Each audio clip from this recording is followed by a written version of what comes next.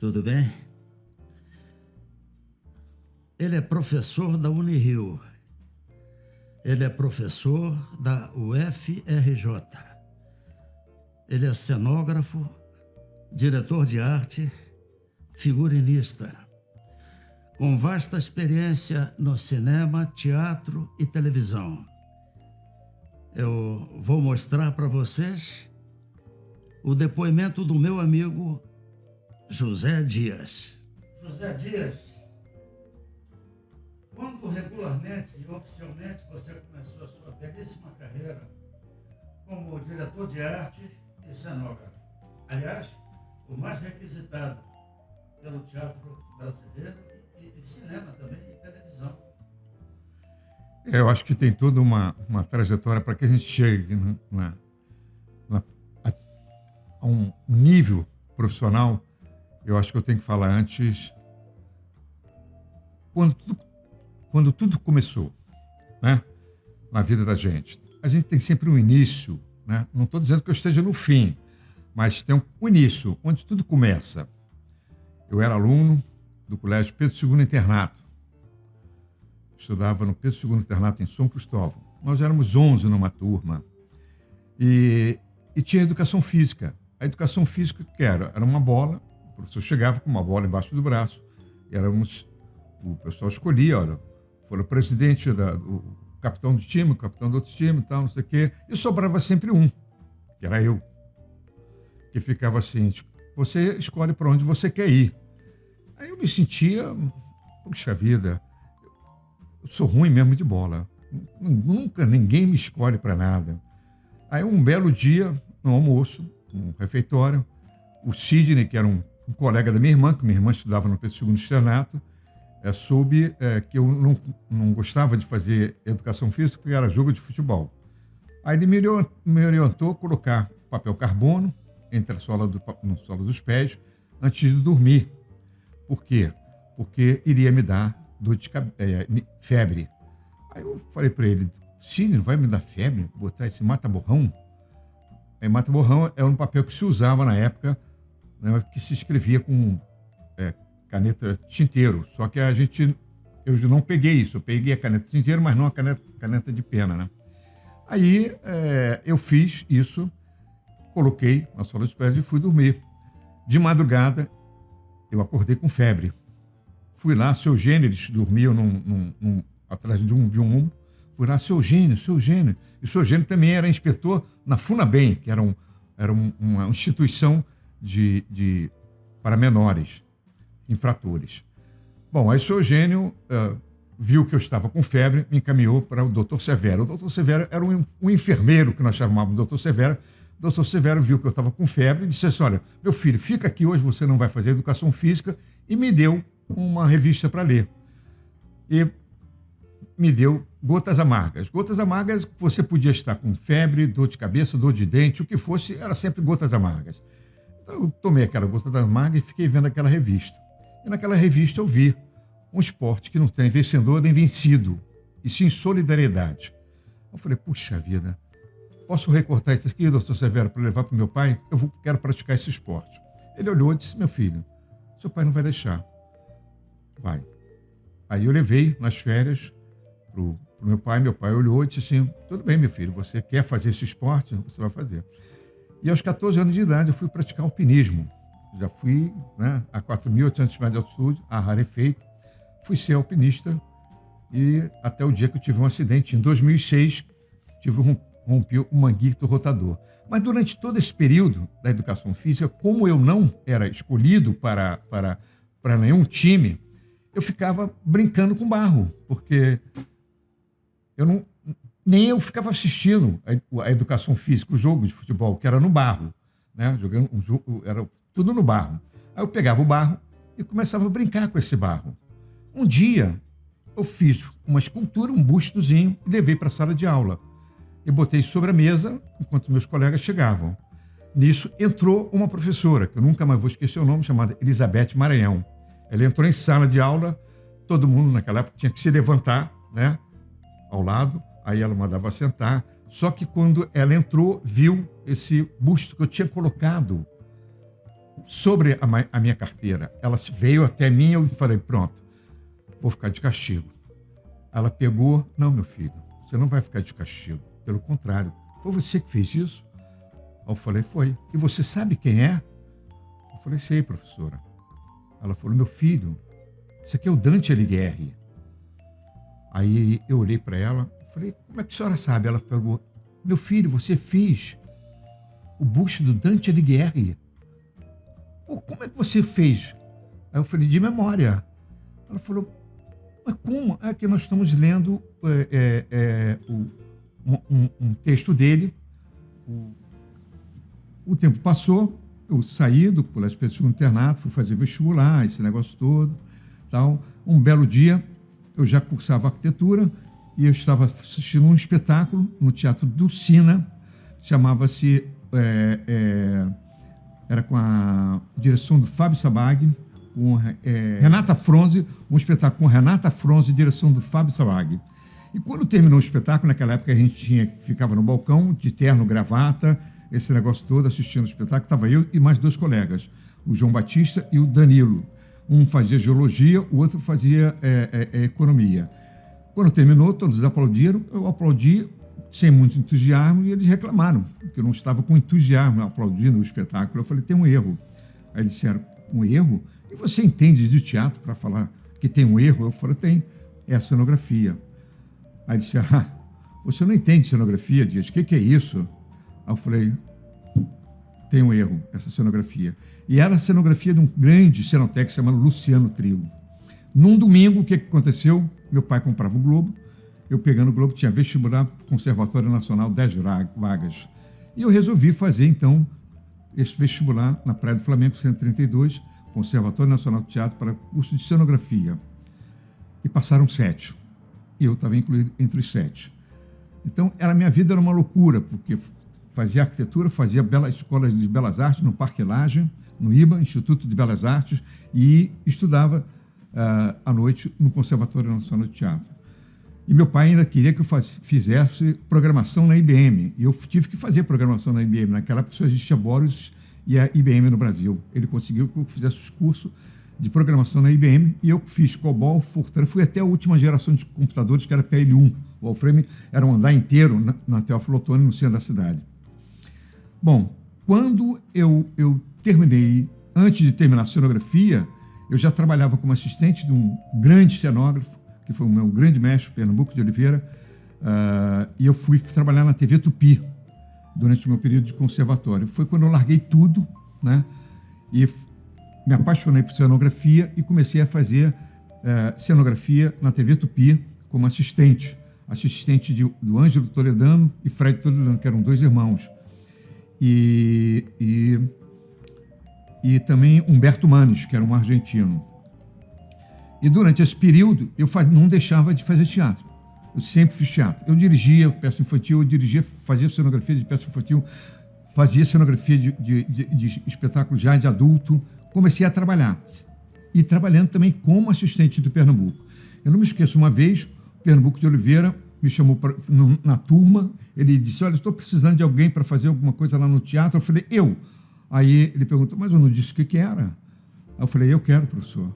Ele disse, então esteja amanhã, às 7 horas, na entrada lateral do Teatro João Caetano, e procure o senhor Horaci Flores. Ele vai orientá-lo e vai dizer para você o que tem que ser feito. Então, tudo bem, naquela época, as cenografias eram todas construídas dentro do palco. Durante o dia, parava às 5 horas da tarde, chegava o elenco para que a gente começasse a ensaiar, e ia ensaiar até 1 hora, 2 horas da manhã, era sempre à noite os ensaios. E eu fui para lá. Aí, quando foi 7 horas, o senhor Horaci Flores me chamou na lateral, eu entrei, ele me deu uma vassoura e falou, cata tudo quanto é prego amassado e joga no latão. Prego bom, você guarda. Sarrafo, acima de 30 centímetros, você guarda. Menor, joga no outro latão. Ok. E assim eu fiz. Não perguntei em momento algum sobre a maquete, eu via onde estava a maquete, eu via onde estavam as plantas, onde os maquinistas iam lá, todos trabalhavam lá. Humberto Silva, naquela época era maquinista, como o Adílio era gimba, um martelinho na cintura. O martelo do maquinista é diferente do martelo de carpinteiro de construção civil. O carpinteiro teatral, o martelo é diferente. O martelo é capaz de tirar um alfinete sem cabeça. Um martelo de um profissional de construção civil não tira. Então, o martelo é diferente, começando por aí. Eu me lembro desse martelinho do Adílio. E eu comecei a fazer o que o senhor Assi Flores mandou. Então, fui fazendo, chegou na hora do almoço, o Pernambuco chegou e perguntou: senhor Assi, como é que está o rapaz? Tudo bem, então vamos almoçar, meu filho. Aí, na esquina da Avenida Passos tinha um bar, um café, e não era um restaurante. Eu fiquei achando muito estranho, pois não vamos almoçar, tal, fiquei na minha. Aí ele, no balcão, tirou um bolo, era um bolinho dentro de um saquinho plástico, me deu, perguntou: seu café é puro ou pegado? Eu disse: é puro. Aí ele mandou, pediu café, tirou mais um bolinho para ele, comemos o bolo, tomamos o café. Ele perguntou: quer mais um bolo, quer mais um café? Não, senhor, vamos embora. Aí fomos embora, chegamos no teatro, continuei fazendo o que estava fazendo. Às 5 horas da tarde, parou tudo, ele chegou junto com o elenco, perguntou ao senhor Assi Flores como é que tinha acontecido, se eu tinha me comportado direitinho, tinha feito tudo que ele mandou. Aí o senhor Assi Flores disse: sim, ele fez tudo o que eu mandei. Aí o Pernambuco reuniu todo mundo e disse: olha, a partir de hoje, quero dizer que esse menino vai ser meu assistente.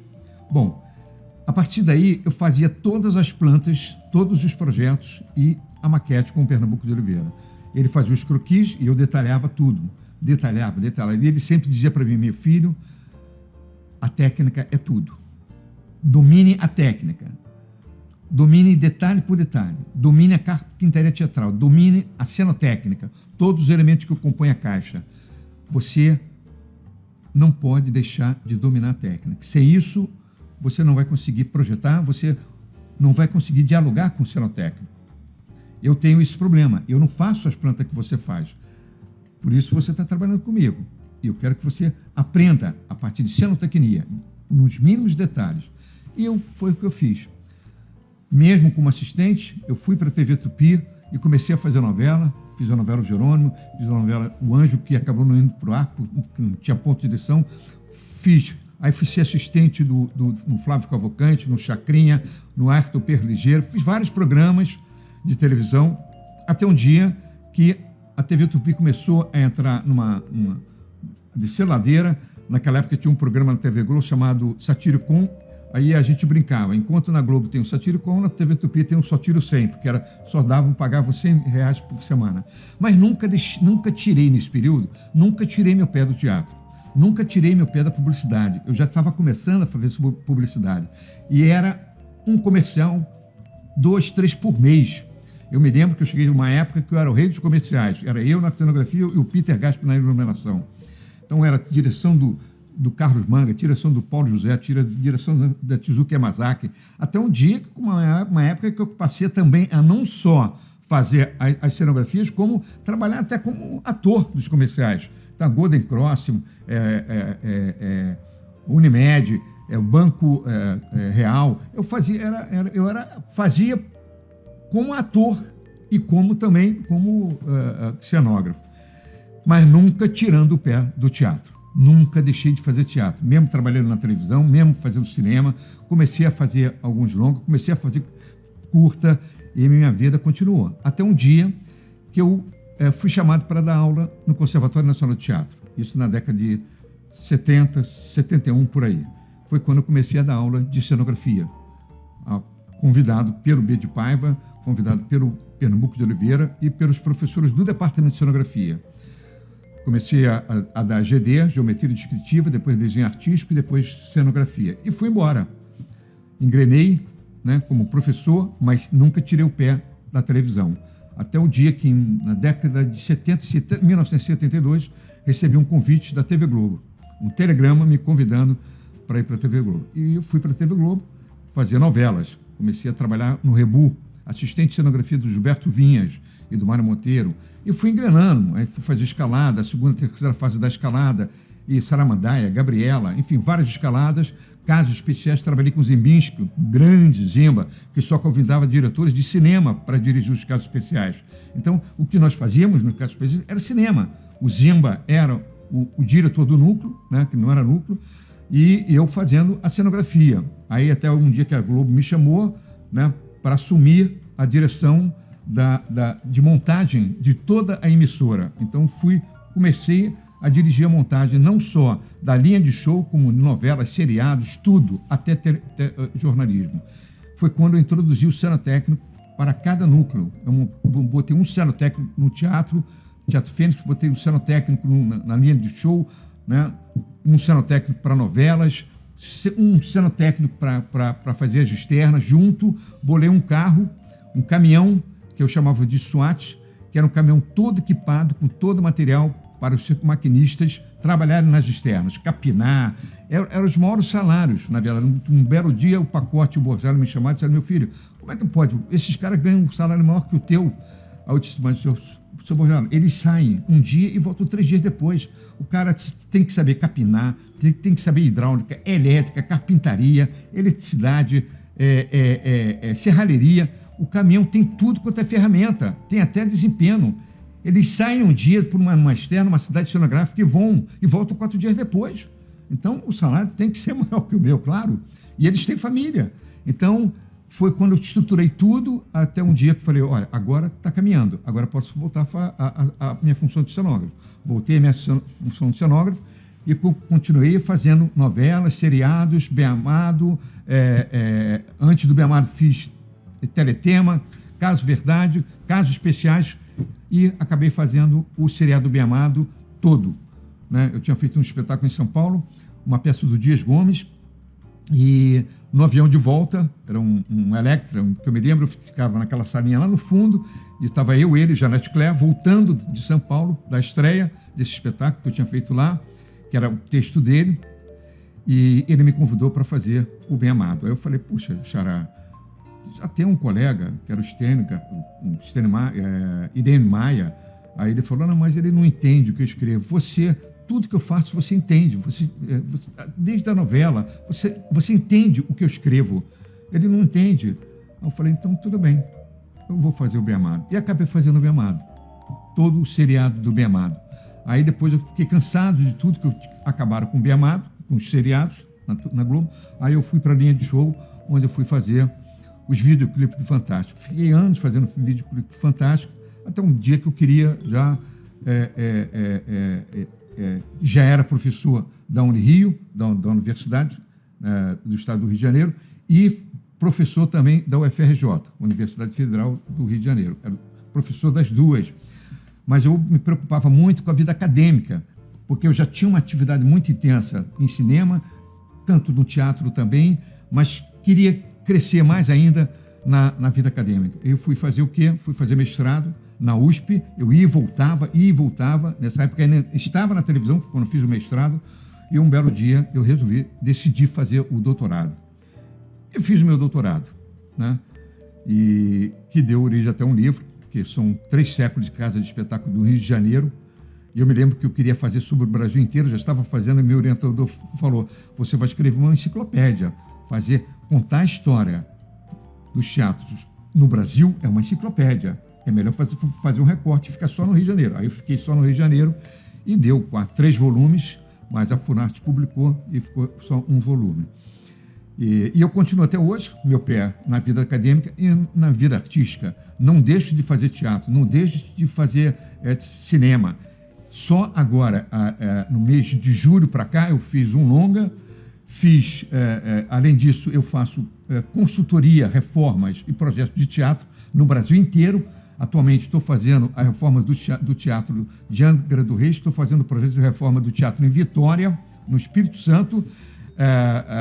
Estou fazendo a consultoria, que ainda está em encaminhamento. Eu cheguei a fazer na antiga administração, eu tenho 50, eu acho que são 50 e poucas indicações, 53 indicações, e eu tenho 20 e poucos prêmios, né?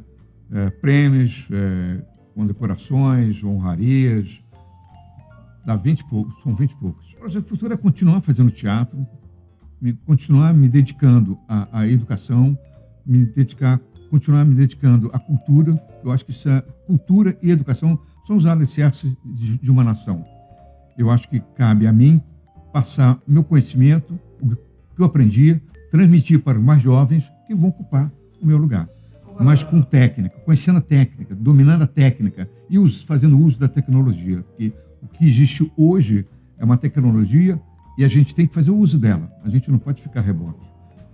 Olha, Vereza, eu acho que o sol nasceu para todos, né? E nós, artistas, nós temos uma luminosidade. Essa é a grande verdade. Nós temos uma luz, uma intensidade maior que algumas pessoas. Não vou dizer que são todas, mas a gente tem essa luminosidade. E o que eu digo para o mais jovem é que eles tenham humildade. Porque a gente tem que aprender a ouvir o mais simples, o mais humilde dos funcionários, dos técnicos, no teatro, em cinema ou em televisão. Eles têm muita coisa a dizer. Muitos deles não têm nem formação, não têm nem escolaridade, mas têm técnica, têm um domínio da técnica. Então a gente tem que aprender a ouvir essas pessoas. E tem que dar um tempo, estudar. Sem o estudo, não vai a lugar nenhum. E na área das artes, não adianta querer, de repente, se tornar um grande profissional. Tudo tem seu tempo, tudo tem seu momento. Não adianta, é como na área da natureza. A natureza, o rio, ele vai lá, vai, depois vem para cá, depois vai para lá. Ele vai até chegar ao mar. Na área das artes é a mesma coisa. Não adianta querer pegar atalho, né? Chegar e dizer, pum, ir direto. Não vai. Tem que dar seu tempo. Tem que ir se formando, dominando a técnica e respeitando as pessoas. O mais humilde que existe dentro da nossa área, a gente tem que aprender a ouvir essas pessoas. Eles têm sempre alguma coisa a dizer. E existe uma lacuna muito grande no Brasil, na minha área, por exemplo, de técnicos, no Brasil inteiro. A gente tem os grandes técnicos Rio e São Paulo. E mesmo assim, quem domina uma caixa cênica, por exemplo, eu passei 3 anos no Teatro Municipal do Rio de Janeiro para fazer a reforma, 2008, 2009, 2010. 3 anos para fazer a reforma daquela caixa cênica, dos 100 anos do Teatro Municipal. Quantos teatros eu já fiz? Quantos teatros eu estou fazendo? E sempre ouvindo os técnicos, sempre ouvindo as pessoas mais humildes. Eu ouço, se eles estão errados, eu mostro para eles onde está o erro. Porque eles não aprenderam, não passaram, não tiveram uma escola. Então, cabe a mim, quando eu viajo, passar o meu conhecimento para esses mais jovens, orientá-los. E eles estão sempre agradecendo. O conselho que eu dou, não quero pegar atalho e dominar a técnica. Tem que dominar a técnica, seja na área de xenotecnia, na área da cenografia para cinema, na área da cenografia para televisão, na área da cenografia para teatro. São 3 linguagens completamente diferentes. Teatro é uma coisa, cinema é outro, televisão é outro. No teatro o importante é a palavra, no cinema é a imagem e na televisão é a palavra e a imagem. Então são 3 linguagens diferentes. A cenografia é diferente nas 3. Se me disserem que é a mesma coisa, eu digo que não é, e eu provo. Eu posso trabalhar o realismo ou o realismo atmosférico no teatro, ou o realismo propriamente dito no cinema. Mas na televisão, eu tenho que trabalhar com naturalismo. Essa é a grande verdade. Para passar uma novela, eu tenho que me aproximar ao naturalismo. Não basta o realismo ou o realismo atmosférico. Nós temos várias correntes, né, da cenografia. E lembrar que o Brasil é de uma expansão territorial fantástica, de norte a sul, de leste a oeste. E cada região é uma cultura diferente. A região norte é uma cultura, a região nordeste é outra cultura, sudoeste, sul. São culturas diferentes num único país, de uma expansão territorial fantástica. Então, o que é produzido aqui ou em São Paulo tem que ser entendido quem está lá no norte, quem está no nordeste. A gente tem que levar isso, porque esse produto tem que ser vendido nessas regiões também. E temos que oferecer a eles, mas que eles entendam o que a gente quer dizer através da nossa arte, através da cenografia, da direção, da interpretação, enfim, da linguagem televisiva ou de uma montagem teatral ou de um programa de televisão.